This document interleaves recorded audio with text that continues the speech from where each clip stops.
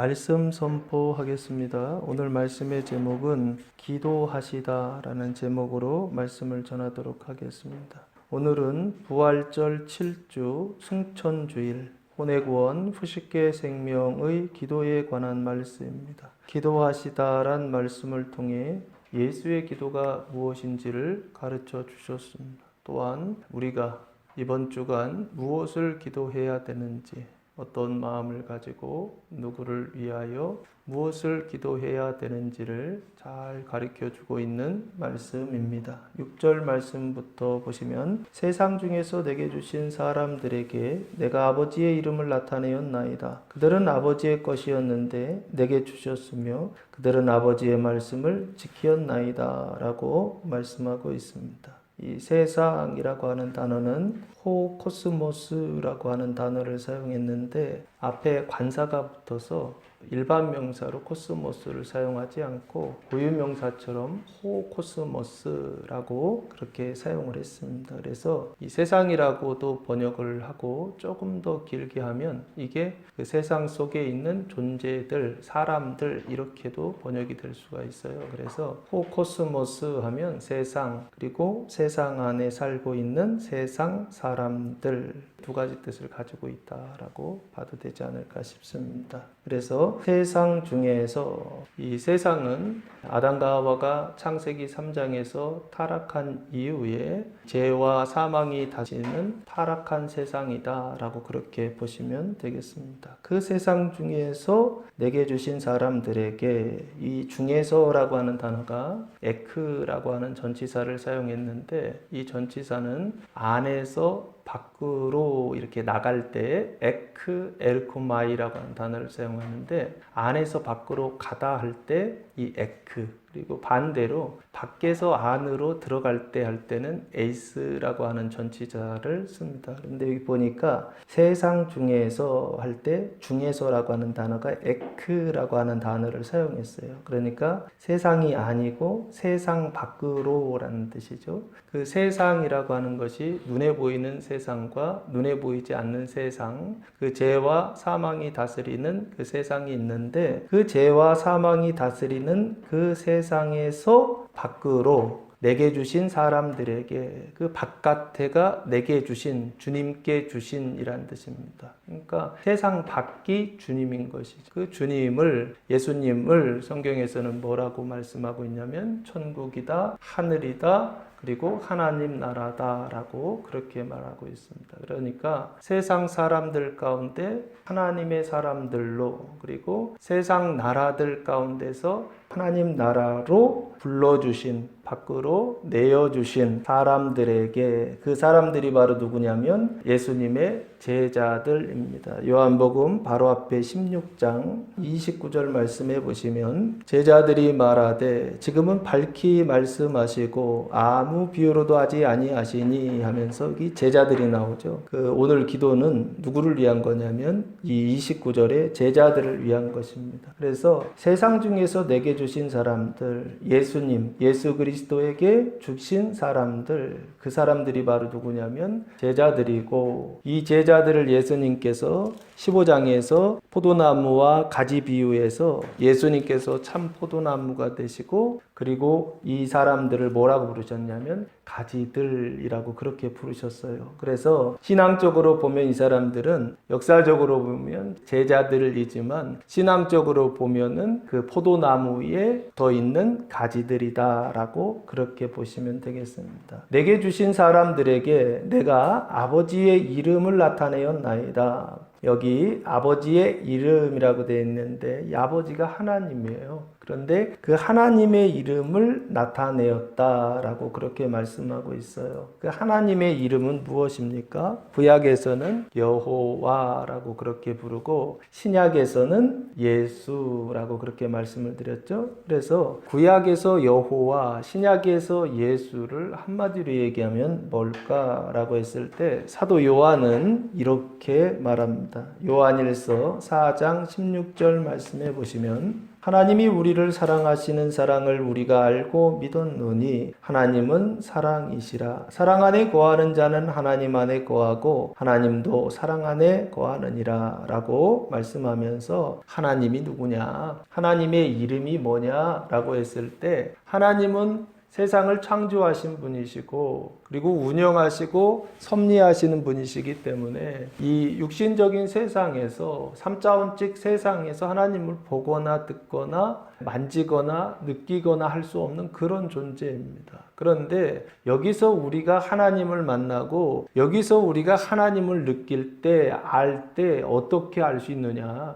원래 5차원에 계신 하나님을 아는 게 아니라 3차원에 있는 차원에서 하나님을 알 수 있다는 거예요. 3차원에서 하나님, 5차원에 계신 하나님을 보고 3차원에서 5차원에 계신 하나님을 만질 수, 느낄 수가 있다는 겁니다. 근데 어떻게 아느냐? 사랑으로서 안다라고 그렇게 말씀하고 있어요. 그래서 하나님은 사랑이시다라고 하는 것은 하나님은 이런 분이시고 그래서 하나님은 사랑이시기 때문에 하나님의 그 사랑을 나타냈다라고 예수님 말씀하고 계세요. 그러면서 사랑이라고 하는 단어가 크게 보면 다양한 의미가 있습니다. 아가페라고 해서 희생적인 사랑, 부모가 자녀를 사랑하는 조건 없는 사랑, 이것도 사랑입니다. 그런데 그 사랑만 있는 게 아니라 요한복음 15장에서 아주 구체적으로 여러 가지 내용들이 있지만 그 사랑의 여러 가지 내용들 중에서 15장에서 말하는 내용이 있었어요. 그 사랑은 뭐냐? 한번 찾아보시면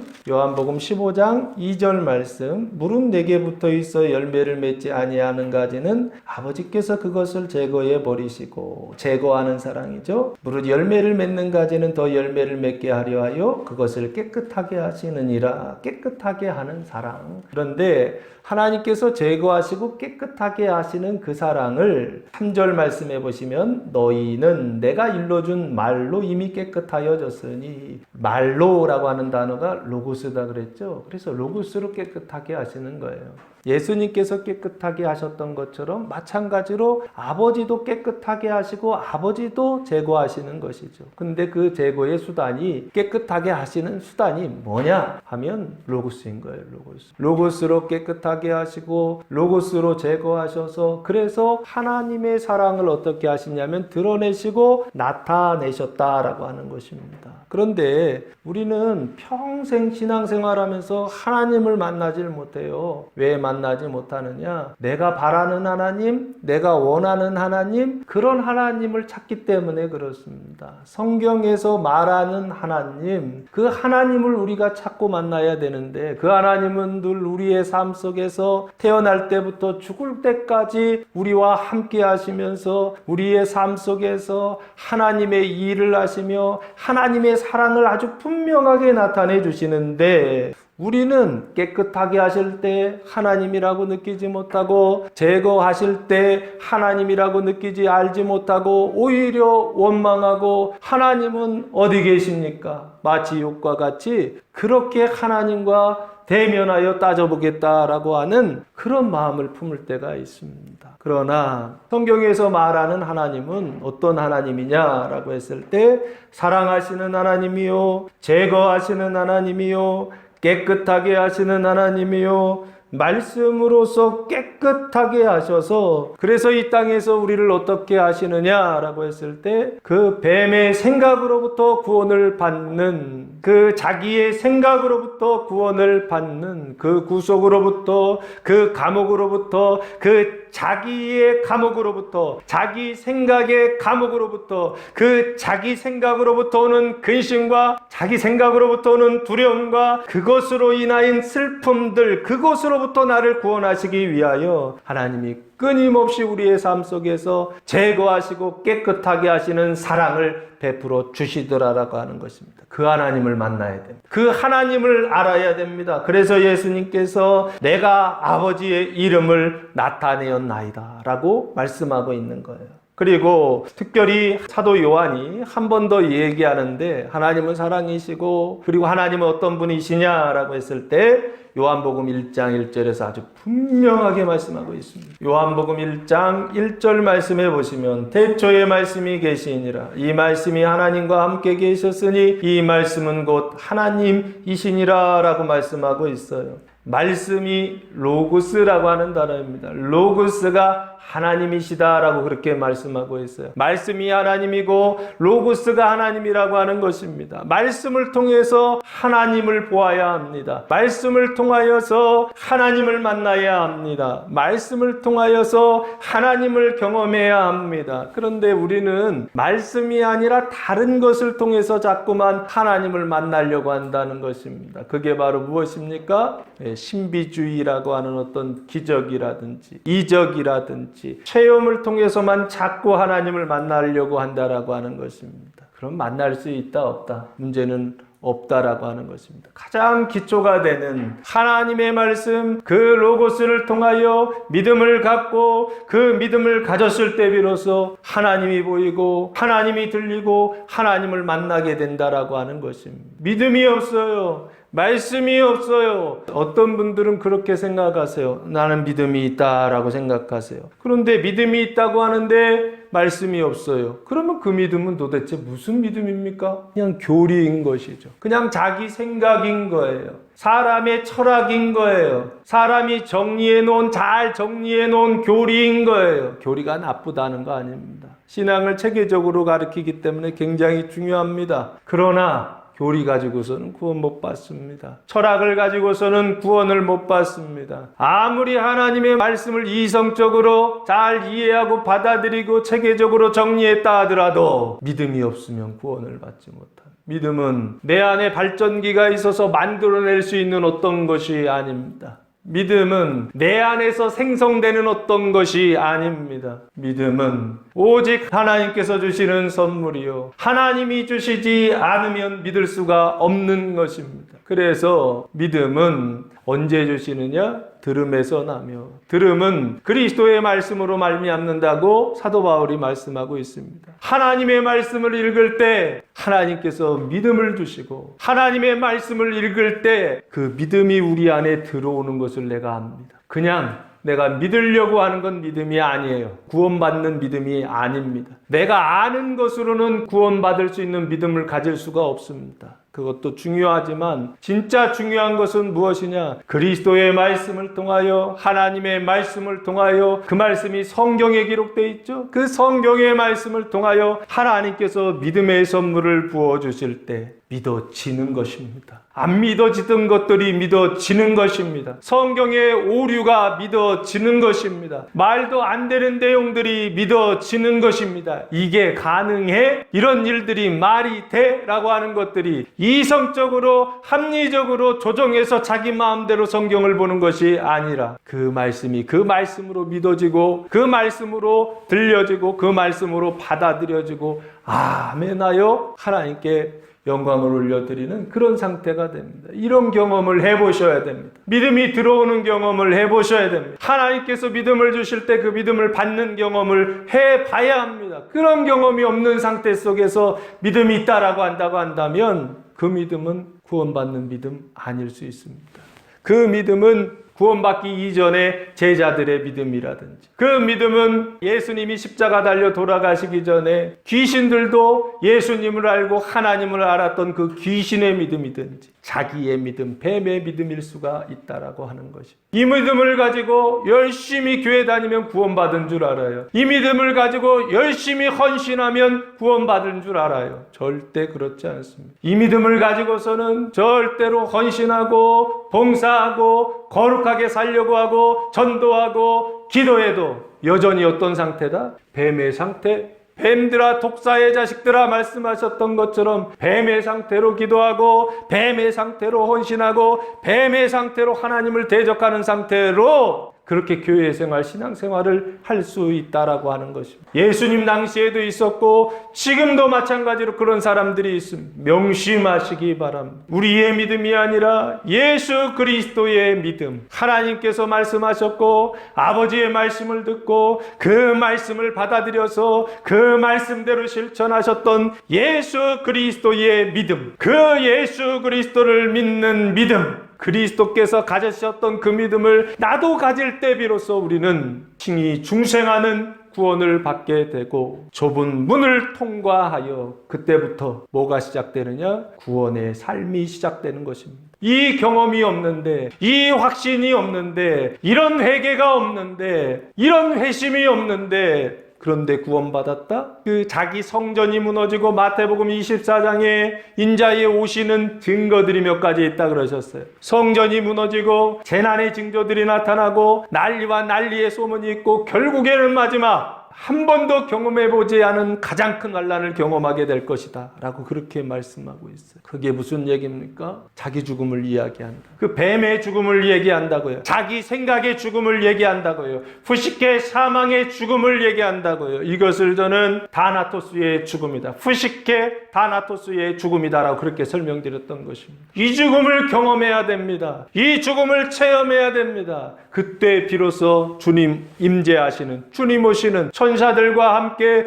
주님께서 구름 타고 오시는 그것을 이 땅에서부터 경험하게 될 것입니다. 이런 경험이 없는데 구원받았다? 거짓말입니다. 이런 체험이 없는데 나는 천국 갈 수 있다? 이거는 거짓이요, 가짜입니다. 절대 못 갑니다. 그래서 예수님께서 지금 내가 아버지의 이름을 나타내었나이다 라고 말씀하고 있어요. 이 나타내다 라고 하는 단어가 화네로라고 하는 단어를 사용했습니다. 뜻은 나타내는 건데 어떻게 나타내냐면 명백하게 나타내다 라고 하는 뜻입니다. 아버지의 이름을 명백하게 나타내었다는 것입니다. 그래서 예수님 입장에서 보면은 아버지의 이름을 나타낸 것이지만 세상 중에서 내게 주신 이 사람들 입장에서는 어떻게 된 거예요? 아버지의 이름을 아주 분명하게 가르쳐 주셨으니까 배운 것이죠. 그래서 알게 된 것이죠. 그래서 이 사람들은 어떻게 되느냐? 그들은 아버지의 것이었는데 내게 주셨으며 그들은 아버지의 말씀을 지키었나이다. 아버지의 말씀을 지켰다라고 하는 것은 결국에 명백히 나타내었기 때문에 나타난 결과라고 그렇게 봐야 되지 않는가. 여기서 보면 아버지의 것이었다. 그 가지는 원래 아버지의 것이었다라고 하는 것입니다. 근데 그 아버지의 것이었는데 그것을 예수님에게 주셨고 포도나무에게 주셨고 그리고 그들은 아버지의 말씀을 지키었다라고 말씀하고 있어요. 여기 아버지의 말씀이라고 하는 단어가 로고스라고 하는 단어입니다. 이 로고스라고 하는 말의 뜻은 말해진 어떤 것이라고 하는 것입니다. 하나님께서 말씀해 주신, 이미 말씀하셨던 어떤 것이죠. 그게 어디에 기록되어 있습니까? 성경에 기록되어 있죠. 그래서 기록된 하나님의 말씀, 그 성경을 지키었나이다 라고 그렇게 봐도 되지 않을까. 그 지키다 라고 하는 단어가 테레오라고 하는 단어를 사용했는데 뜻은 주의하다, 지키다 라고 하는 뜻을 가지고 있습니다. 주의하는 것이죠. 하나님의 말씀을 주의하고 그 하나님의 말씀을 따라서 지키는, 따라서 살아가는. 그럼 이전에는요, 하나님의 말씀 로고스를 따라 살아간 게 아니죠. 무엇을 따라 살았습니까? 자기 생각을 따라 살았죠. 그 자기 생각은 아담과 하와가 창세기 3장에서 타락한 이후에 어떤 상태가 되었습니까? 뱀의 생각을 따르는 상태가 되었죠. 그래서 여기 이 사람들이 하나님의 말씀을 지키기 이전에는 누구의 말을 따르고 있었느냐? 자기의 생각을 따르고 있었고 뱀의 말을 따르고 있었고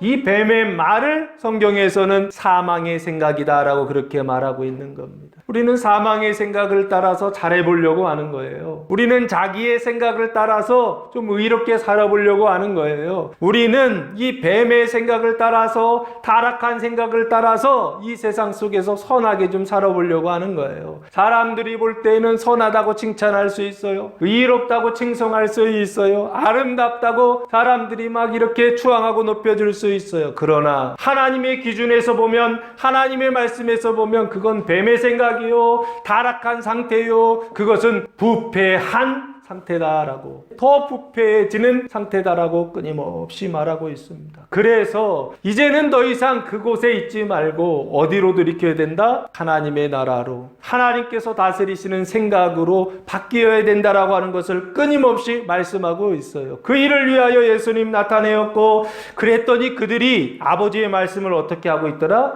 지키었다, 주의하다, 그 나라의 생각이, 그 의와 생명의 생각이 시작되었다라고 하는 것입니다. 뱀의 생각이 끝나고 하나님의 생각이 시작되었다라고 말씀하고 있는 것입니다. 아버지의 말씀을 지켰다라고 하는 것은 그 로고스를 지켰다는 뜻이고, 그 로고스를 따라 살았다라고 하는 것은 결국에 무엇을 말하고 있느냐? 요한복음 15장 10절 말씀해 보시면, 내가 아버지의 계명을 지켜 그의 사랑 안에 거하는 것 같이 너희도 내 계명을 지키면 내 사랑 안에 거하리라. 아버지의 말씀, 아버지의 계명을 지켜 아버지의 사랑 안에 거했다라고 그렇게 말씀하고 있죠. 그리고 12절 말씀해 보시면, 내 계명은 곧 내가 너희를 사랑한 것 같이 너희도 서로 사랑하라 하는 이것이니라. 예수님의 계명은 서로 사랑이다라고 그렇게 말씀하고 있어요. 그러면 결국에 하나님 아버지의 말씀을 지켰다라고 하는 것은, 제자들이, 그 가지들이 말씀을 지켰다라고 하는 것은 명분이지만 실제적으로는 뭐 했다는 거예요? 사랑했다라고 하는 것이죠. 아버지의 사랑 안에, 계명을 지켜서 사랑 안에 거한다고 했던 것처럼 여기 계명을 지켜 말씀을 지켰으니까 사랑했다는 뜻이에요. 근데 그 사랑이 어떤 사랑이냐? 아버지와 아들이 사랑했던 것처럼 또한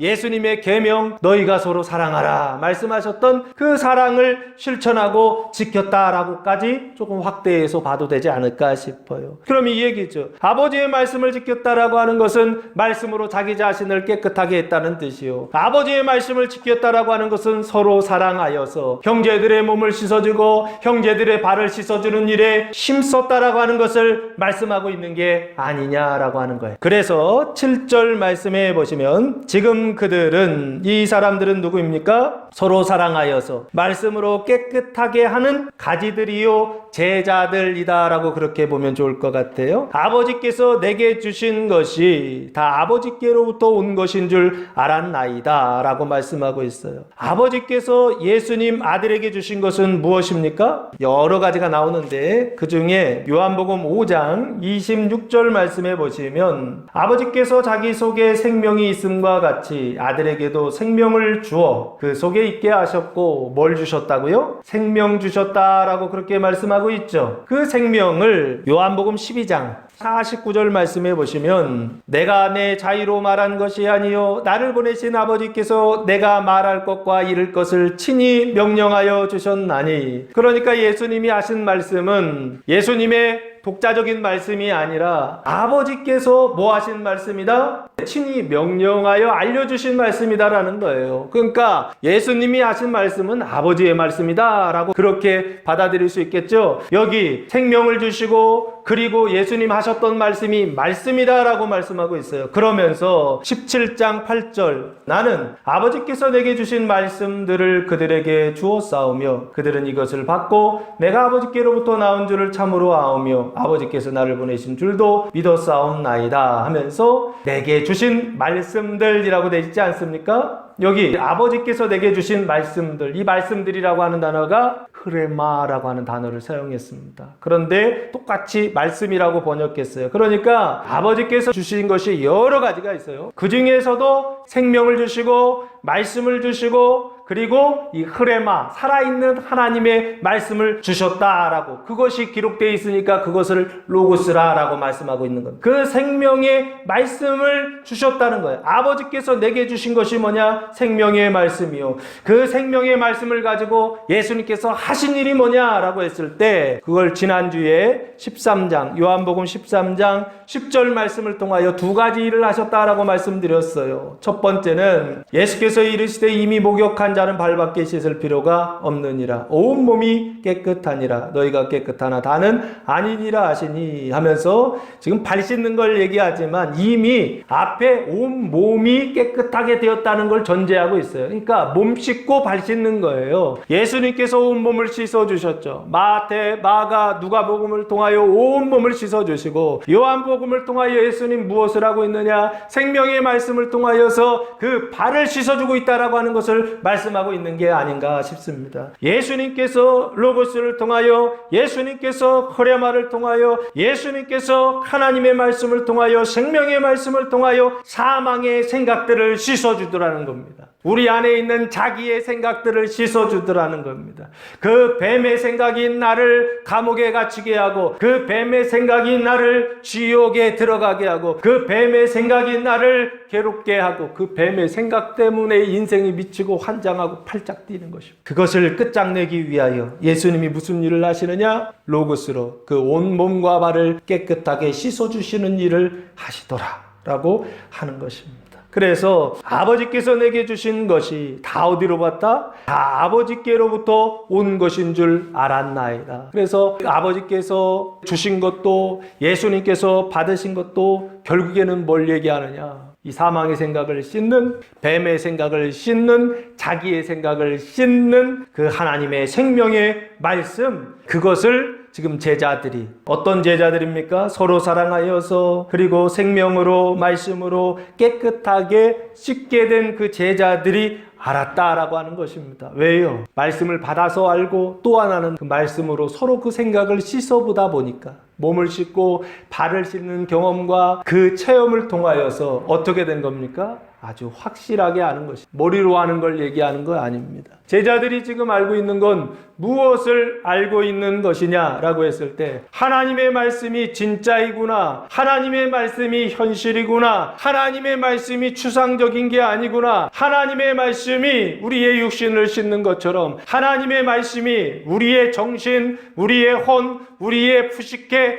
그 사망을 씻고 뱀의 생각을 씻는구나 라고 하는 것을 아주 분명하게 경험하고 체험하여 알았다라고 하는 것입니다. 그래서 8절 말씀해 보시면 나는 아버지께서 내게 주신 말씀들을 그들에게 주었사오며 그들은 이것을 받고 내가 아버지께로부터 나온 줄을 참으로 아오며 아버지께서 나를 보내신 줄도 믿었사옵나이다 하면서 한 단계 더 나가죠. 아는 단계에서 믿는 단계까지 나아갔다라고 그렇게 말씀하고 있어요. 조금 더 자세히 보시면 아버지께서 내게 주신 말씀들을, 그 말씀이라고 하는 단어가 로고스가 아닙니다. 흐레마라고 하는 단어입니다. 흐레마라고 하는 단어는 똑같이 하나님의 말씀인데 로고스는 기록된, 선포된 하나님의 말씀이라고 한다면 흐레마는 말 뜻은 말, 논제 뭐 이런 뜻인데 실제적으로 신앙적으로는 어떤 의미가 있냐 했을 때 지금 나한테 하시는 말씀이에요. 지금 나에게 주시는 영감이에요. 그런데 기록된 하나님의 말씀이나 이것도 영감으로 쓰여졌지만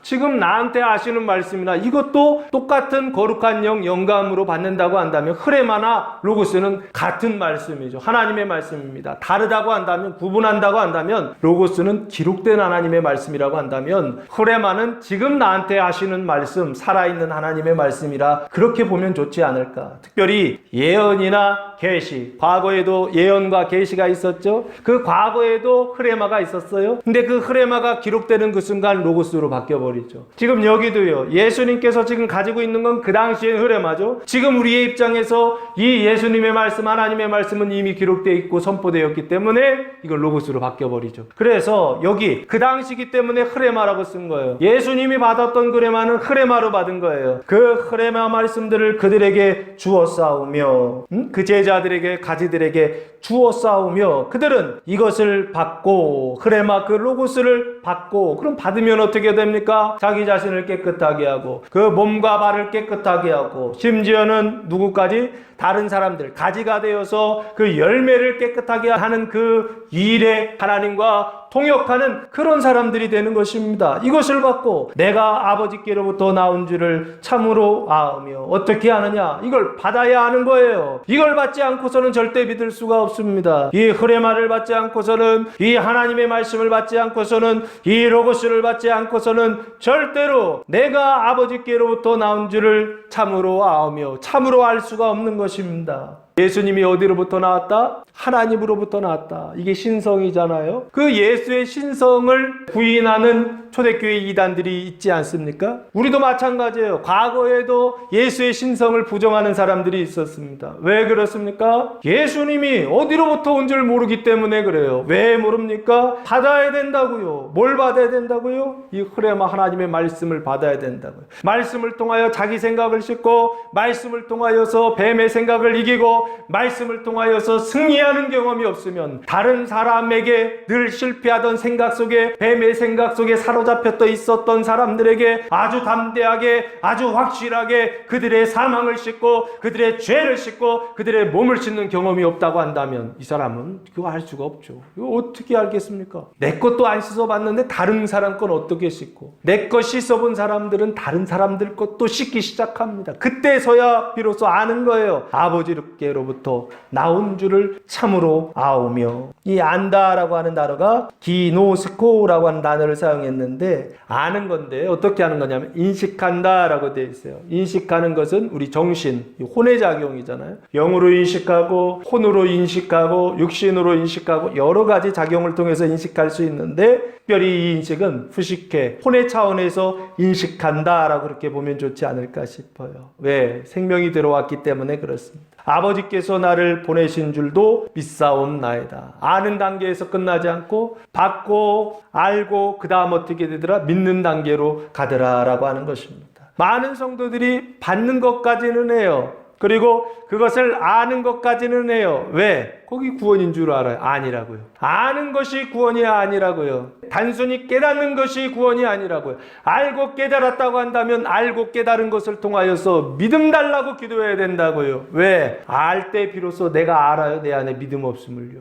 내가 내 안에 아는 것까지는 있는데 믿는 것까지는 없다. 안 믿어지거든요. 알아도 안 믿어져요. 알아도요. 하나님의 말씀을 알아도 안 믿어져요. 읽어도 안 믿어져요. 교리적으로 공부해도 안 믿어져요. 교수가 설명해도 안 믿어져요. 교수들도 못 믿어요. 아는 것까진 잘합니다. 오늘날 우리 사회가 어떤 사회입니까? 지식이 폭발하는 사회입니다. 어디서든지 내가 원하는 지식들을 얻을 수 있는 시대에 핸드폰만 열면 다 가르쳐줍니다. 그런데 문제는 무엇입니까? 아는 것으로만 그친다라고 하는 것입니다. 그리고 아는 것이 구원이라고 생각합니다. 아는 게 힘이라고 생각합니다. 맞습니다. 그러나 거기서 그치면 안 된다는 거예요. 반드시 어디까지 가야 되느냐? 믿는 단계까지 나아가야 된다라고 하는 것입니다. 아버지께서 나를 보내신 아포스텔로라고 하는 단어를 사용했는데, 보내다, 파견하다는 거예요. 파견하는 건 어떻게 하는 겁니까? 목적을 가지고 파견하는 거죠. 이유를 가지고 파견하는 거예요. 예수님을 이 세상에 보내신 데에는 이유와 아주 분명한 목적이 있었다라고 하는 것입니다. 무엇을 위해?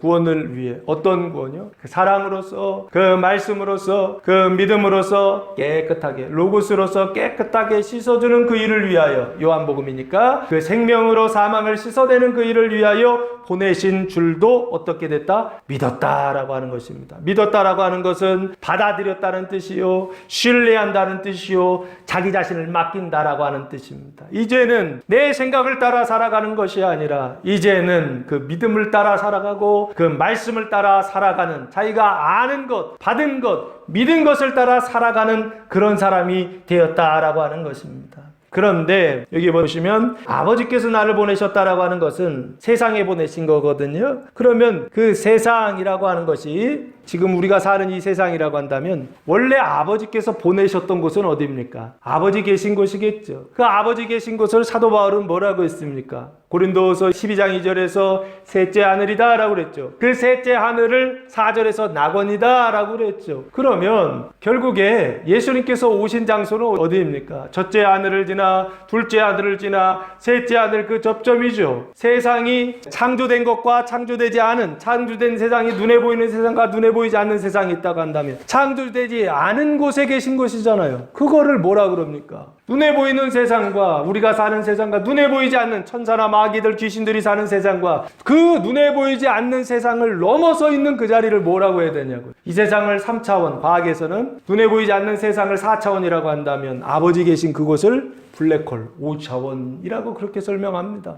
저 여기요. 아버지께서 계셨던 그것이요. 예수님께서 오셨던 그 장소요. 저 거기가 어디냐 했을 때 5차원에서 4차원을 통해 3차원까지 오신 그 일을 예수님께서 하셨다라고 하는 것을 제자들이 믿었다라고 하는 것입니다. 그래서 9절 말씀해 보시면 이제 첫 번째 무엇을, 누구를 위하여 기도해야 되는지가 나오고 있는데, 내가 그들을 위하여 비옵나니라고 말씀하고 있어요. 그들은 8절의 말씀을 받고 말씀을 알고 그의 말을 믿는 제자들, 그 가지들을 말합니다. 그들을 위하여 비옵나니.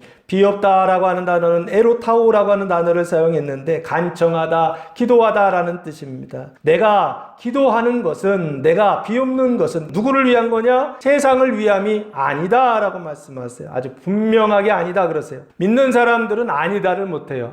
그러면 안 된다고요. 기도할 때도 아니다 해야 될 때는 아니다 해야 된다고요. 하지 말아야 될 때는 하지 말아야 된다고요. 지금 해야 될 기도를 하지 못하고 하지 말아야 될 기도를 붙들고 있는 사람들이 있어요. 예수님이 아니다 그래서 세상을 위함이 아니다. 내게 주신 자들을 위함이니라 라고 말씀하고 있어요. 그 내게 주신 자들을 위하여 기도한다라고 말씀하신다. 그 내게 주신 자들이 누굽니까? 그리스도의 사람들이요. 하나님의 생각을 따라 사는 사람들이요. 말씀을 받고 믿는 자들이요. 그래서 말씀을 통하여 자기의 생각을 깨끗하게 한 사람들이요. 뱀의 생각을 씻어버린 사람들이요. 주님의 생각으로 거룩해진 사람들이요. 이 사람들을 지금 말하는 게 아닌가 싶어요. 그래서 그 사람들을 위하여 기도한다는 거예요. 여기 세상이라고 하는 단어도 페리투코스푸라고 하는 속격으로 그렇게 써 있더라고요. 세상이라고 돼 있지만 세상 사람들을 위함이 아니요. 이렇게 번역해도 좋을 것 같아요. 세상 사람들, 자기 생각이나 뱀의 생각을 따라 사는 사람들을 위하여 기도하는 것 아니다 그러세요.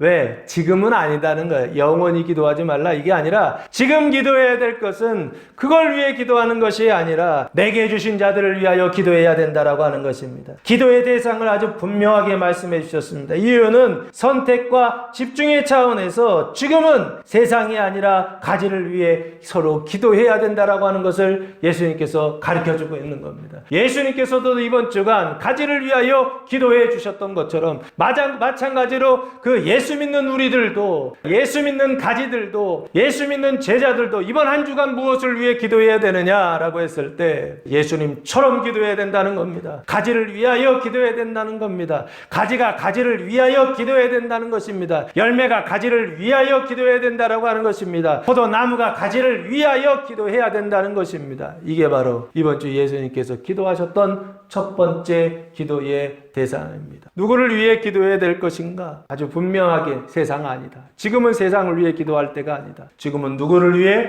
가지를 위해 기도해야 될 때다라고 예수님 아주 분명하게 말씀하셨습니다. 사랑하는 성도 여러분, 지금까지 무엇을 위해 기도하셨습니까? 자기의 소원을 위하여, 자기의 바라는 것을 위하여, 자기의 현실을 위하여, 당면한 문제들을 위하여 우리 기도하지 않습니까? 할 수 있어요. 그거 기도하지 말라는 얘기는 아닙니다. 그러나 이번 주간 무엇을 위하여 특별히 기도해야 되느냐?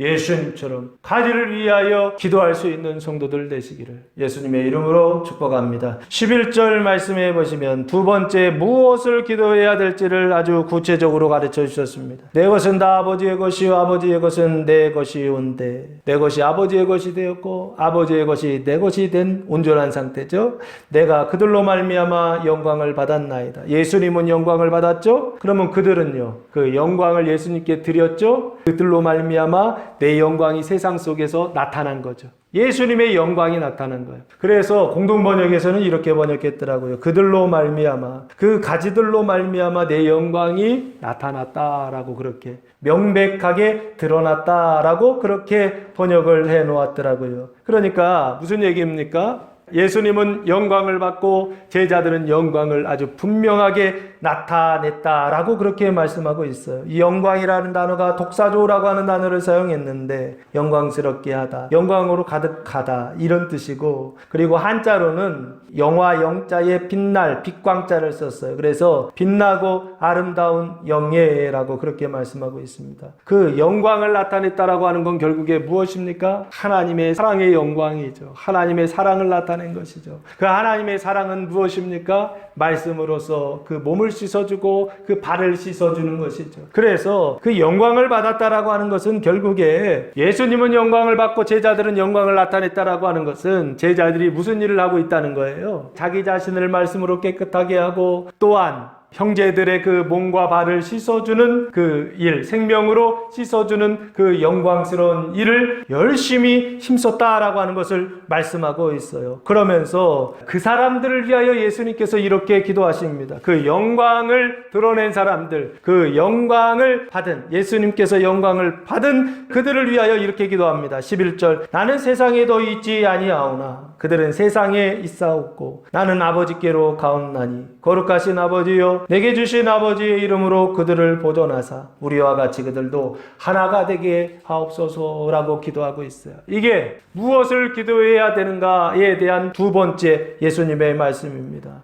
예수님의 기도 첫 번째는 누구를 위해 기도해야 되느냐? 두 번째는 무엇을 기도해야 되느냐? 하나가 되게 해달라고 기도해야 된다라고 하는 것입니다. 그런데 이 하나라고 하는 것은 앞에서부터 쭉 구속되어 있어요. 내용이, 개념이. 그래서 앞에서 보시면 나는 세상에도 있지 아니하오나, 이 얘기는 무슨 얘기입니까? 세상을 떠나신다는 얘기죠. 그들은 세상에 있사옵고 남아있다라는 거예요. 예수님은 떠나시고 그들은 남아있고, 그러면 이게 뭐예요? 이별하는 것이죠. 나는 아버지께로 가옵나니, 구체적으로 예수님께서 가시는 장소가 어디입니까? 아버지께로 간다는 거예요. 그 아버지가 계신 곳은, 하나님은 영이시니 영적인 세상이요, 눈에 보이지 않는 세상이요, 5차원적 세상이죠. 물리학에서 블랙홀이라고 표현되는 어떤 그것이요, 시간과 공간이 더 이상 지배받지 않는 그런 장소, 거기로 예수님께서 어떻게 가신다고요? 가옵나니. 그래서 내가 예수님께서 제자들과 같이 있다고 한다면 이 기도 안 드리셨을 거예요. 11절. 근데 예수님께서 제자들을 떠나 아버지께로 가기 때문에 남겨진 제자들을 위하여 이 기도를 지금 드리고 있는 것입니다. 지금까지 이만큼 했는데 그 다음 과업이 더 있다는 것이죠. 이들이 해야 될 일들이 있다는 것이죠. 그게 바로 뭐냐? 거룩하신 아버지요, 내게 주신 아버지의 이름으로. 아버지의 이름을, 아버지 앞에다가 지금 뭘 붙였죠? 거룩하신 아버지요. 이 얘기를 할 때는 항상 성경은 이렇게 돼 있어요. 거룩하신 아버지, 사랑의 아버지, 뭐 심판의 하나님 하듯이 앞에다가 뭐를 붙이면 그 다음에 하려고 하는 내용들도 다 그것과 관련돼 있어요. 그러면 여기 거룩하신 아버지 얘기했으니까 뒤에 얘기도 거룩과 관련돼 있어요. 이 거룩이라고 하는 단어가 하기오스라고 하는 뜻을 가지고 있는데, 뜻은 뭐냐면 신성한, 거룩한 이란 뜻입니다. 근데 여기 하나 더 있는 게 봉헌된, 축성된 이라고 하는 뜻입니다. 바친다는 거예요. 거룩하신 하나님이라고 하는 말이 우리가 이해할 때는 하나님께서 봉헌하신다고,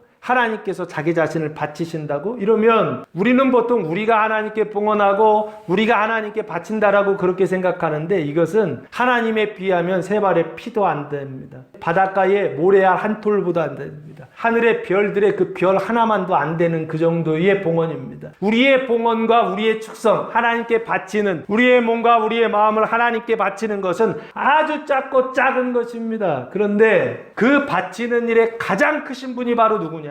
자기 자신을 바치는 일에, 자기 자신을 봉헌하고 자기 자신을 헌신하는 일에 100% 헌신하시고 100% 봉헌하시고 100% 자기 몸을 세상에 바치는 분이 누구냐? 이게 아버지시다 라고 말씀하고 있어요. 그걸 어떻게 알 수 있습니까? 욥기를 통해서 알 수가 있습니다. 하나님께서 욥기 38장에 폭풍우 가운데 나타나셔서 말씀하시면서, 하나님께서 땅에 기초를 놓을 때에는 어디 있었느냐 물으시면서 처음부터 끝까지 하셨던 얘기가 무슨 얘기입니까? 내가 세상을 위하여 이렇게 일하고 있다. 내가 세상을 위하여 이렇게 섬기고 있다. 내가 세상을 위하여서 이렇게 고난받고 있다라고 하는 걸, 내가 세상을 위하여 이렇게 몸 바쳐 고난받고 있다는 것을 욥을 통해 말씀하셨고, 의로운 하나님께서, 선하신 하나님께서, 아름다우신 하나님께서, 완전하신 하나님께서 자기 자신을 바치는 그것을 통하여, 그 바치셨던 그것을 통하여서 고난받는 그 하나님의 모습을 통하여 하나님의 의의가 무엇인지를 아주 분명하게 드러내시고 나타내시고 보여주셨습니다. 그게 바로 이거예요. 여기 거룩하신 아버지여 라고 할 때 아버지를 거룩하다라고 불렀던 이유는 뭐냐? 하나님의 의 때문에 그렇습니다. 하나님은 자기 자신을 온전히 바치시는 분이다라는 거예요. 눈에 보이는 세상과 눈에 보이지 않는 세상에 자기 자신을 온전히 헌신하고 온전히 바쳐서 고난받는 하나님, 섬기는 하나님, 그 하나님이요, 내게 주신 아버지의 이름으로. 그래서 의롭다, 예수 믿고 구원받은 사람들이, 의롭다함을 받은 사람들이 고난받는 것에 대하여 하나님 왜 나에게 고난을 주십니까? 이것 때문에 평생 숙제예요. 그래서 이것 때문에 괴로워하고, 이것 때문에 절망하고, 이것 때문에 늘 하나님을 원망하는 성도들 주변에서 많이 봅니다. 그러나 하나님의 의의를 알아야 됩니다. 자기 의의를 넘어서 하나님의 의의는 무엇이냐? 죄가 없으신 예수님께서 고난받아서 세상을 구원했던 것처럼 마찬가지로 천국에서 큰 자는 누구냐? 종이 되고 섬기는 자다라고 그렇게 말씀하셨어요. 마찬가지로 우리도 이 세상 속에서 하나님의 의의를 따라 살아가는 자들이 되어야 되는데, 그게 바로 뭐냐? 구원받은 사람들이, 이롭게 된 사람들이, 고난을 받아서 형제들의 발을 씻어주고 몸을 씻어주는 그 일을 통하여서 어떻게 되느냐? 우리도 똑같이 거룩하신 하나님처럼 된다라고 하는 걸 기억해야 됩니다. 내게 주신 아버지의 이름으로, 그 이름이 사랑이요, 그 이름이 깨끗하게 하시는, 로고스로 깨끗하게 하시는 사랑으로 그들을 보존하사 지키고 주의하사, 우리와 같이, 이 우리는 아버지를 얘기하고 그리고 아들을 얘기합니다. 그런데 아버지의 속성도 거룩이죠. 아버지의 거룩함과 같이, 그 아들의 거룩함과 같이 그들도 하나가 되게 하옵소서. 그 얘기는 하나 됐다 안 됐다? 안 됐다는 것이죠. 하나가 되지 않았으니까 하나 되게 해달라고 기도하는 것이죠. 그러면 하나가 되고, 하나가 안 됐으니까 하나가 되고, 하나가 됐다고 한다면 그 하나 된 것을 계속 유지하게 해달라고 하는 기도입니다. 그러면 둘이 하나가 되게 해달라는 거예요. 그럼 둘은 뭡니까? 하나는 거룩함이겠죠. 그리고 또 하나는요, 가증함이 있다는 겁니다. 거룩하다라고 하는 것은 믿음이 강하다라고 하는 것이요. 그리고 가증하다라고 하는 건 구원받았지만 여전히 하나님의 생각과 그리고 뱀의 생각이 공존하고 있다라는 뜻입니다. 믿음이 약한 사람들이죠. 믿음이 강한 자와 믿음이 약한 자가 함께 모여 있는 곳, 그것이 바로 어디입니까? 주님의 몸된 교회예요. 그 몸된 교회가 둘이 하나 되게 앞서서 그 거룩함과 가증함이 하나가 되어서 거룩함과 거룩함 되게 하옵소서. 근데 그게 어떻게 되느냐고요. 믿음이 강한 자가 믿음이 약한 자의 그 약함을 감당하여서 그 사람들이 나에게 손해를 끼칠 때 그 손해를 어떻게 하는 것입니까? 기꺼이 받아들여서 그 사람들의 그 사망을 씻어주는 그 일을 통하여서 하나가 되게 하옵소서. 그 일을 끊임없이 하게 하옵소서. 말씀으로 생각을 씻어내는 일을 끊임없이 하게 하옵소서. 사망을 씻어내는 일을 끊임없이 하게 하옵소서. 자기의 생각을 씻어내는 일을 끊임없이 하게 하옵소서. 하나님의 생각을 가지고 살아가는 생명의 공동체가 되게 하시고 그것을 유지하게 하옵소서 라고 예수님 기도하셨습니다. 마찬가지로 우리도 이렇게 기도해야 될 줄로 믿습니다. 이번 한 주간 열매가 가지 되게 하시고 가지가 여전히 어떤 상태요? 생명의 상태를 유지하게 하옵소서. 그 가지의 자리를 지키게 하옵소서. 열매의 자리를 지키게 하옵소서. 그래서 가지와 열매가 거룩하게 생명의 공동체로 성장하고 유지하게 하옵소서라고 기도해야 될 줄로 믿습니다. 이게 이번 주 우리의 기도의 제목입니다. 거룩하고 온전한 생명의 공동체, 참된 교회, 부흥하는 교회 되게 하옵소서. 12절 말씀해 보시면 내가 그들과 함께 있을 때에 내게 주신 아버지의 이름으로 그들을 보존하고 지키었나이다. 주님 계셨을 때죠. 그들과 함께 계셨을 때, 과거 얘기를 하고 계세요. 그들과 함께 계셨을 때가 언제입니까? 공생의 기간이죠. 지금 17장이니까 17장 이전. 공생의 그 기간 동안 내게 주신 아버지의 이름으로 그들을 보존하고 지켰다. 누가? 예수님께서 계실 때에는 예수님께서 그렇게 하셨다라고 하는 것입니다. 그래서 그 중에 하나도 멸망하지 않고 다만 멸망의 자식분이오니, 대부분은 멸망하지 않고 멸망의 자식은 멸망했다는 얘기예요. 이유는 뭐냐? 성경을 응하게 함이니이다. 예수님이 실력이 없어서 그런 게 아니다라는 거예요. 기록된 하나님의 말씀을 이루기 위하여 성경을 응하게 하기 위하여 성취하기 위하여 그렇게 됐다라고 하는 것입니다. 그래서 그들을 보존하고 지켰다라고 예수님께서 말씀하시고 나서 아버지의 이름으로 그들을 보존하고 지켰다라고 하는 건 결국에 어떻게 한 겁니까? 요한복음 아까 13장 10절 말씀에 몸과 발을 깨끗하게 씻어주시는 말씀으로 씻어주는 그 일을 통하여 보존하고 지키었죠. 세족식은 결국에는 표징이었던 겁니다. 세족식은 메시지를 전달하기 위한 수단이었던 것입니다. 무슨요?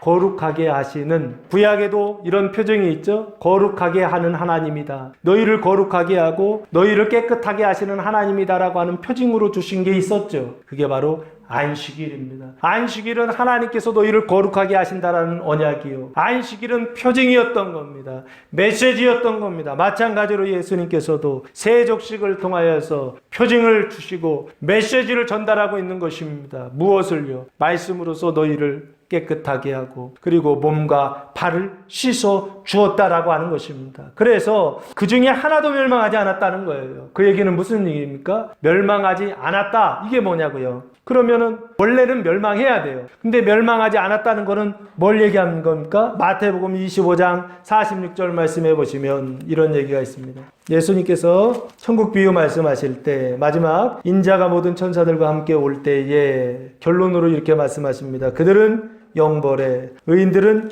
영생에 들어가리라 하시니라 말씀하시면서 염소들은 어디에 들어갔다? 주님을 영접하지 않은 자들은 영벌에 들어갔다라고 돼 있죠. 그러니까 영벌이에요. 영벌. 그러니까 여기요. 멸망하지 않고 할 때 이 멸망이라고 하는 단어가 아폴리미라고 하는 단어인데 뜻은 파괴하는 건데 어떻게 파괴하는 거냐면 완전히 파괴하는 거예요. 그 완전히 파괴하는 게 뭐냐 했을 때 우리는 없어지는 거라고 자꾸 생각한다고요. 이 세상 죽어서 없어지는 거 이것도 1차적인 없어짐이죠. 파괴죠. 그런데 여기 멸망이라고 하는 단어는 뭘 얘기하느냐 했을 때 영벌을 얘기하는 게 아닌가 싶습니다. 그 영벌을 성경에서는 뭐라고 얘기하고 있느냐? 요한계시록 20장 보시면 그 영벌, 영원한 형벌인데 그 영원한 형벌을 아폴리미라고 설명하고 있는 것 같아요. 20장 14절 말씀해 보시면 사망과 음부도 불못에 던져지니 이것은 둘째 사망 곧 불못이라. 둘째 사망이라고 말하고 있죠.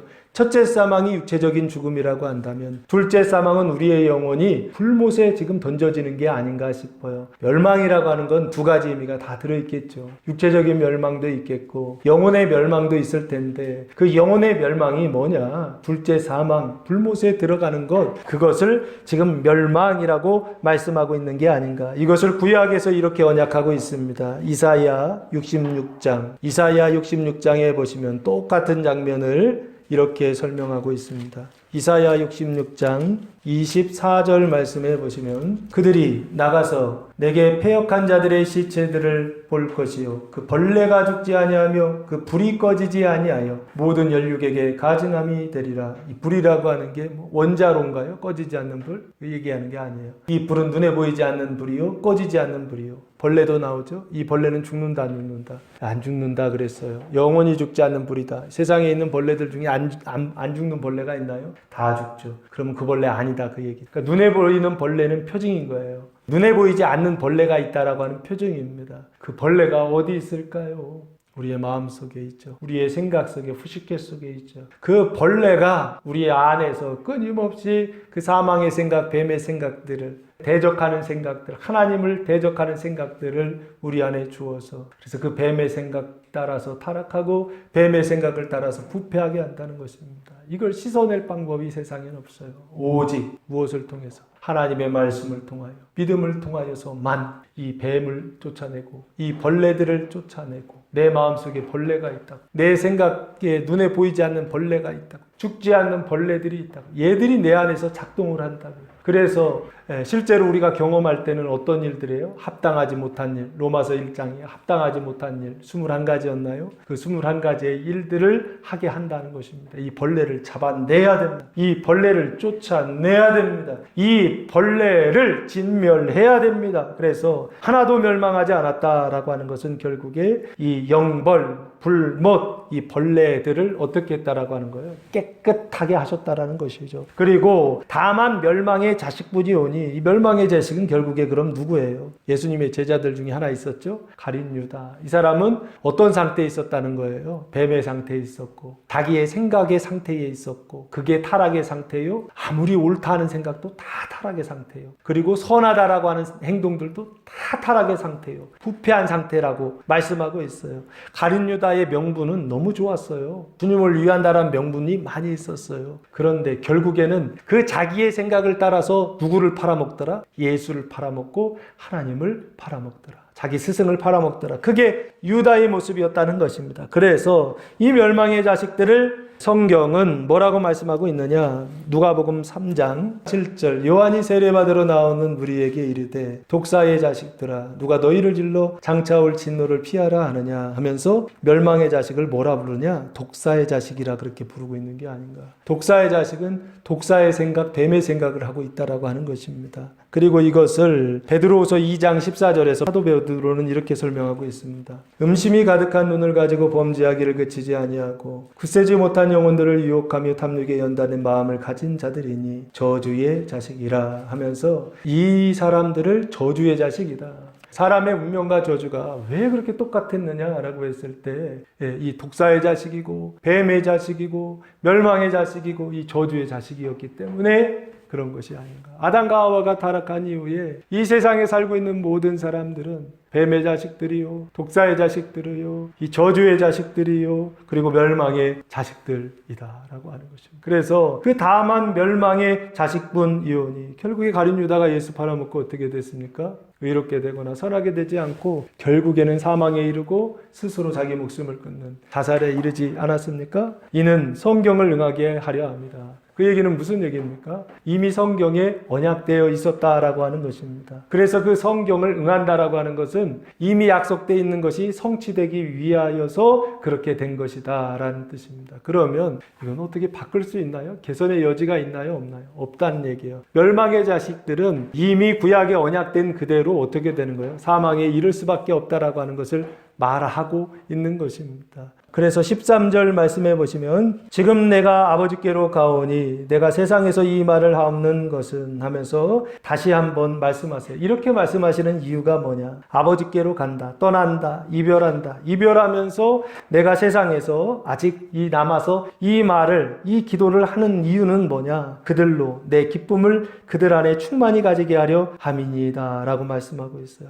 그러니까 기쁨 충만이죠. 누구의? 제자들 안에 기쁨이죠. 그들로 기쁨 충만한 기쁨을 그들 안에 충만히 가지게 하려 합니다. 그 얘기는 무슨 얘기입니까? 제자들 안에 기쁨도 있어요. 그러나 그 안에 뭐도 또 있다? 슬픔도 있죠. 그 기쁨과 슬픔이 어떻게 되는 거예요? 교차하는 것이죠. 함께 공존하는 그런 상태인 것이죠. 그런데 그 상태에서 어디를 향해 나아가기를 원하는 거예요? 기쁨으로 충만한 상태예요. 사망이 없고 슬픔이 없고 기쁨으로 그 충만한 상태로 나아가게 하려고 예수님께서 이렇게 말씀하시고 있고 하나가 되게 해달라고 기도하고 있는 것입니다. 슬픔이 없다는 얘기가 아닙니다. 근심이 없다는 얘기가 아닙니다. 여전히 슬픔이 있고 근심이 있고 믿음이 연약한 뱀의 상태 속에서 사망의 생각을 하는 믿음이 연약한 형제들이 교회 안에 있고 가정 안에 있고 남편이고 아내이고 자녀들이고 부모이고 형제들일 수 있다라고 하는 것입니다. 그러나 거기에서 멈추지 않고 어떤 상태요? 그냥 기쁨을 누렸다가 슬퍼하고 기쁨을 누렸다가서 빼앗기는 이런 상태가 아니라 온전한 기쁨의 상태로 나아가게 하시려고 그 기쁨이 충만한 상태를 경험케 하시려고 예수님께서 이렇게 말씀하시고 있고 이렇게 기도하고 있다라고 기도하고 있는 것입니다. 그러면서 앞에 하나가 되게 해달라고 하는 그 기도는 결국에 기쁨 충만을 위한 것이다 라고 그 이유를 설명하시고 나서 14절 말씀에 내가 아버지의 말씀을 그들에게 주었사오매 하나님의 말씀을 그들은 하나님의 말씀을 받은 자죠. 예수님의 말씀을 받은 자. 이 아버지의 말씀이라고 하는 단어가 이번에는 로고스라고 하는 단어입니다. 그 로고스를 그들에게 주었사오매 세상이 그들을 미워하였사오니 기쁨 충만도 있지만 또한 뭐도 당한다? 미움도 받는다라고 하는 것입니다. 누가 미워한다? 세상이 그들을 미워한다라고 그랬어요. 그러면 이 앞에 그들이 미움받는 사람들은 누굽니까? 말씀을 받은 자들이죠. 로고스가 있는 자들이죠. 하나님의 말씀으로 깨끗하게 된 자들이죠. 자기를 깨끗하게 하고 다른 사람들을 깨끗하게 하는 사람들이죠. 그 다른 사람들을 깨끗하게 할 때에 자기 자신을 깨끗하게 할 때도 내가 나를 미워해요. 근데 다른 사람을 깨끗하게 할 때는 그 다른 사람이 세상 사람이 사망의 상태 속에서 뱀의 생각을 하고 있는 그런 신자들이 어떻게 한다는 거예요? 그들을 미워하여 싸우니 미워한다는 거예요. 미워하다라고 하는 단어가 미세오라고 하는 단어를 사용했는데 미워하는 건데 그냥 미워하는 게 아니에요. 아주 몹시 싫어하다, 몹시 미워하다라고 하는 뜻입니다. 이는 왜 그러느냐? 내가 세상에 속하지 아니함 같이 그들도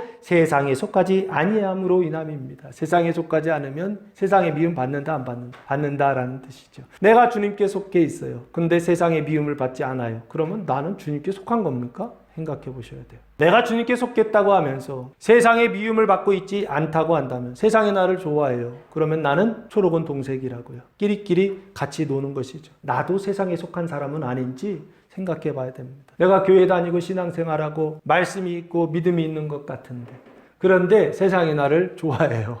그러면 생각해 봐야 돼요. 세상이 나를 대적하고 세상이 나를 미워하고 세상이 나를 싫어할 때 그때 당황하지 마세요. 아, 내가 주님께 속한 것일 수 있구나. 내가 잘못해서 그러는 경우도 있죠. 내가 범죄해서 싫어하는 경우도 있겠죠. 이런 경우에는 말할 필요도 없겠죠. 내가 범죄하여 잘못하여 세상 속에서 세상과 싸우는 건 이거는 당연한 것이고, 내가 예수 안에 있는데, 믿음 안에 있는데, 지금 말씀으로 자기를 씻어가고 깨끗하고 있는데, 그런데 세상이 나를 미워한다고 한다면 내가 주님께 속해 있구나 라고 하는 것, 이걸 확인할 수 있다라고 하는 것입니다. 그래서 미워하여 싸우니 세상에 속하지 아니함으로 인함이니이다 라고 말씀하시고서, 그리고서 내가 비옵는 것은 15절, 내가 비옵는 것은 그들을 세상에서 데려가시기를 위함이 아니요 하시면서 다만 악에 빠지지 않게 보존하시기를 위함입니다 라고 그렇게 말씀하고 있어요. 그래서 보존하셔서 악에 빠지지 않게, 이 악이라고 하는 것은 무엇입니까? 포네로스라고 하는 단어인데 아픈 상태예요. 아프다라고 하는 것은 어떤 상태입니까? 신앙적으로 보았을 때는 가증한 상태를 말한, 거룩한 상태의 반대, 가증한 상태에, 그 상태에 빠지지 않도록, 사망의 상태에 빠지지 않도록 보존하시기 위함이다. 그 얘기는 지금 사망에 있다는 거예요? 생명에 있다는 거예요? 생명에 있다는 얘기죠. 그런데 그 생명에 있는 자들이 사망에 빠지지 않도록 그 생명의 자리를 계속 유지하고 어떻게 되는 거예요? 계속 그 생명의 상태가 더 풍성해지고 그 기쁨이 충만해지도록 하나가 되게 해달라고 하는 예수님의 기도다라고 하는 것입니다. 보통 우리가 너무 힘들면, 예수 믿다 너무 힘들면 무슨 기도 드립니까? 하나님 나 좀 데려가 주세요. 그렇게 기도하지 않습니까? 예수님 지금 그렇게 기도하지 않고 뭐라고 말씀하십니까? 세상에서 데려가시는 거, 나 좀 데려가 주세요. 이렇게 기도하지 않고 세상에서 어떻게 하라요? 유지하라는 거예요. 세상에서 인내하라는 것입니다. 세상에서 버티라는 것입니다. 미움 받으라는 것입니다. 싫어하는 것 받으라는 것입니다. 사람들이 나를 박해하는 것, 고난 주는 것, 환난 주는 것 받으라는 것입니다. 그래서 사도 바울이 뭐라고 그랬습니까? 빌립보서 4장에서 내게 능력 주시는 자 안에서 내가 모든 것을 할 수 있다. 그 모든 것이 뭡니까? 환난 받는 것입니다. 다른 사람들의 사망을 씻기 위하여, 사망의 그 뱀의 그 생각을 씻기 위하여서 복음을 전하였을 때 많은 환난을 당하고 고난을 당했어요. 50에 하나 감한 태장을 5번이나 맞고, 동족의 위험과 강의 위험과 산의 위험과 여러 가지 위험이요, 죽음의 위협들을 당했어요. 그 일들을 할 때마다 주님 나를 데려가십시오 이런 기도하잖아요. 그게 오히려 그에게 자랑이 되고, 그 환난이 그에게 기쁨이 되고, 그의 고난이 뭐가 됐느냐면 믿음이 연약한 자들의 위로가 되고 안식이 되는 그런 신앙의 내용으로 사도 바울은 고백을 하고 있습니다. 오늘 15절에 세상에서 데려가시기 위함이 아니다. 예수님이 이렇게 기도하시는 것은 악에 빠지지 않게 보존해 달라고 하는 기도였다라고 하는 것입니다. 그리고 나서 마지막으로 16절 말씀해 보시면 세 번째 기도가 나옵니다. 내가 세상에 속하지 아니함 같이 그들도 세상에 속하지 아니하였사옵나이다. 주님이 세상에 속하지 않은 것처럼 이제 가지들도, 제자들도 세상에 속하지 아니하였다라고 과거형으로 설명하고 있어요. 그러면서 마지막 세 번째 기도가 나옵니다. 그들을 진리로 거룩하게 하옵소서. 아버지의 말씀은 진리니이다. 너무나 잘 알고 있는 말씀입니다. 그런데 이게 무슨 뜻인지를 잘 모르겠어요. 진리로 거룩하게 해달라고 하는 것입니다. 진리라고 하는 단어가 알레테이아라고 하는 단어를 사용했는데 참되다, 진실되다 이런 뜻인데, 이 진리, 그럼 진리가 뭐냐 그러면 그 뒤에 딱 나와 있더라고요. 아버지의 말씀은 진리니이다. 원래 성령도 진리라고 그래요. 성경에 진리가 뭐냐 하면 여러 가지가 나와요. 근데 나는 길이요 진리요 생명이다. 예수님도 진리라 하고 여러 가지 나오는데 여기 17절에서 아주 분명하게 뒤에서 받아주고 있어요. 진리로 거룩하게 하옵소서 하면서 아버지의 말씀은 진리다 하면서 예수님이 아버지의 말씀을 지금 얘기하고 있어요. 그러면 진리는 아버지의 말씀, 딱 이렇게 얘기해도 좋을 것 같아요. 아버지의 말씀으로 거룩하게 해달라고 하는 것입니다. 이 아버지의 말씀으로 거룩하게 해달라고 하는 게 뭐냐고요. 아버지의 말씀으로 거룩하게 해달라. 이 거룩이라고 하는 단어가 아까 뭐라 그랬습니까? 하기오스라고 하는 단어를 사용했죠. 하기오스라고 하는 건 뭐예요? 신성한, 거룩한, 숙성된 자기 자신을 바치는 거예요. 그래서 공동번역에서는 이걸 이렇게 번역해 놨더라고요. 이 사람들이 진리를 위하여 몸을 바치는 사람이 되게 하여 주십시오 라고 그렇게 번역해 놨어요. 그러니까 무슨 얘기입니까? 거룩하게 해달라고 하는 것은 자기 몸을 바치게 해달라는 거예요. 무엇을 위해? 진리, 하나님의 말씀을 위하여 자기 몸을 바치는 자들이 되게 해달라고 예수님이 기도하고 있는 것입니다. 마찬가지로 지금 우리도 이 기도를 드려야 돼. 하나님, 내 몸을 하나님의 말씀을 위하여서 내 몸을 바치게 하옵소서. 하나님의 말씀을 위하여, 진리를 위하여 내 몸을 바치게 하옵소서. 거룩하게 하옵소서. 헌신되게 하옵소서. 충성되게 하옵소서. 하나님의 말씀을 위하여 바치게 하옵소서. 하나님의 말씀으로 몸을 씻는 일에 바치게 하옵소서. 하나님의 말씀으로 발을 씻는 일에 내 몸을 바치게 하옵소서 라고 우리가 이렇게 기도해야 돼요. 예수님처럼 기도해야 됩니다. 이번 주간 하나님 진리로 거룩하게 하옵소서. 하나님의 말씀을 위하여 내 몸을 바치게 하옵소서. 형제들의 발을 씻어주기 위하여 내 몸을 바치게 하옵소서. 믿음이 연약한 형제들의 몸을 씻어주기 위하여, 자녀들의 몸을 씻어주기 위하여 이 몸을 바치게 하옵소서. 이렇게 예수님처럼 기도해야 될 줄로 믿습니다. 18절,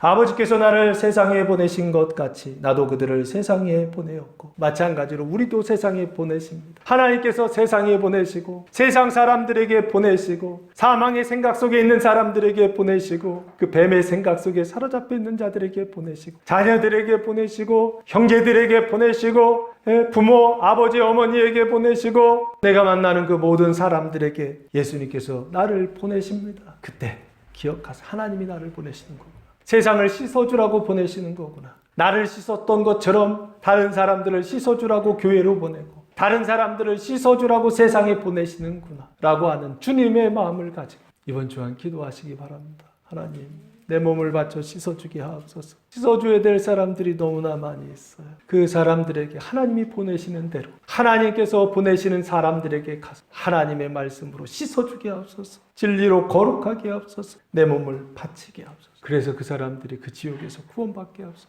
인생의 그 저주에서 구원받게 하옵소서. 그 멸망의 자식들에서 구원받아서 이제는 영생하는 자녀들 되게 하옵소서. 이렇게 우리가 기도해야 될 줄로 믿습니다. 그렇게 나아가야 될 줄로 믿습니다. 19절, 또 그들을 위하여 내가 나를 거룩하게 하오니, 이 거룩하게 하다라고 하는 단어가 똑같죠? 하기아조라고 하는 단어를 사용했는데 자기를 바치게 해달라는 겁니다. 내가 나를 바친다는 겁니다. 예수님께서 자기 자신을 바친다라고 하는 것입니다. 자기 자신을 헌신하고 봉헌한다는 것입니다. 누구를 위하여? 그들을 위하여. 그들은 누굽니까? 주님께서 보내시는 자들이요. 무엇을 위하여? 진리로 거룩하게 하기 위하여. 보내시는 그 자를 위하여서 주님께서 자기 자신을 축성한다는 것입니다. 거룩하게 한다는 것입니다. 그들을 위하여 자기 자신을 바치신다는 것입니다. 이 몸을 아버지께 바치는 것은 이는 그들도 진리로 거룩함을 얻게 하려 함이니이다. 못 얻었다는 얘기죠. 그런데 진리로 거룩함을 얻어서 하나님의 말씀으로 자기 몸을 바치게 하려는 것입니다 라고 예수님께서 마지막으로 기도하고 있습니다. 아버지께 자기 몸을 바치게 하려고 하는, 이것이 예수님의 마지막 기도였습니다. 마찬가지로 우리도 이 세상을 살아가면서 예수님이 그렇게 하셨던 것처럼 우리도 이 세상 속에서 그 뱀의 생각 속에, 저주의 생각 속에, 심판의 생각 속에 괴로워하는 모든 사람들에게 찾아가서 진리로 거룩하게 하는, 하나님의 말씀으로 깨끗하게 하는 그 일에 힘쓰는, 자기 몸을 바치는 성도들 되시기 예수님의 이름으로 축원합니다. 기도하겠습니다. 사랑과 은혜가 풍성하신 아버지 하나님, 감사와 찬송과 영광을 올려드립니다. 부활하신 예수께서 참 포도나무가 되셔서 가지와 열매된 우리 교회와 성도들을 인도하여 주실 때 믿고 따르게 하옵소서. 기쁨이 충만하게 하여 주시옵소서. 진리로 거룩하게 되는 성도들 되게 하여 주시옵소서. 자기 자신의 몸을 들여, 자기 자신의 몸을 바쳐서 많은 사람들을 말씀으로 깨끗하게 하는 일에 헌신하는 한 주간, 기도하는 한 주간 되게 하옵소서. 이제는 우리 주 예수 그리스도의 은혜와 하나님 아버지의 무한하신 사랑하심과 성령의 교통하심, 사랑하는 성도들 머리 위에와 가정 위에와 교회 위에 이제로부터 영원토록 함께 하시기를 간절히 축원하옵나이다. 아멘.